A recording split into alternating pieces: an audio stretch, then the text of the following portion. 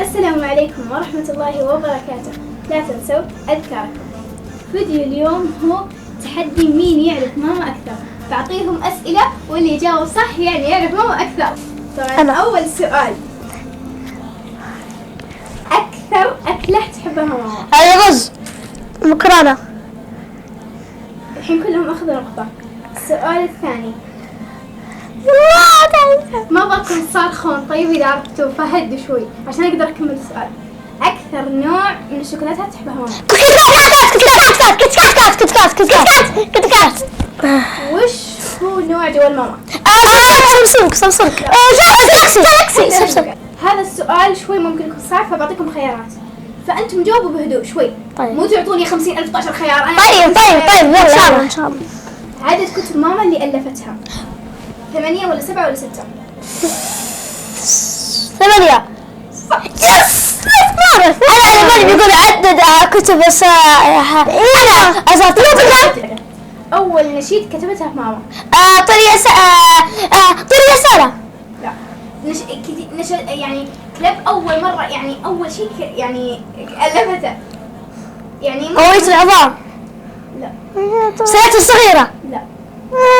بالله ممكن يكون قنوات ثانية. فكر أظن مشاعر. هذه أنا لا أنا في قناة 5 أضواء. اشترى صح. لا.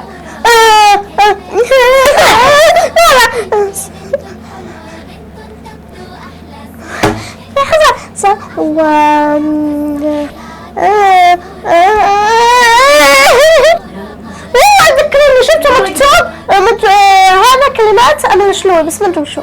أول دمية اللي سوتها ماما من القماش إيش اسمها؟ حدوش. سمسم. وش اللي تحبه ماما أكثر؟ نزهة في السوق ولا نزهة في الحديقة؟ حديقة.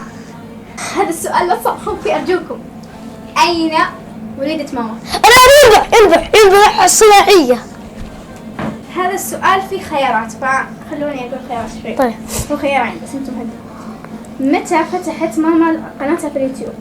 2015 ولا 2011؟ 11. هذا السؤال لو ما عرفتوه يا ويلكم. الأبيض. ويلكم والله. طيب ما في خيارات وآخر سؤال اللي ممكن ما أدري. حمد جنفوز. طيب كم كليب في قناتي؟ 4.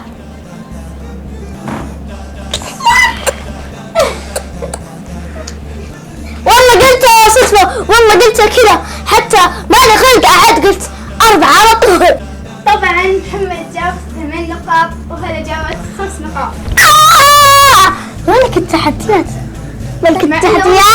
ونلقاكم على خير والسلام عليكم ورحمة الله وبركاته. إلى اللقاء.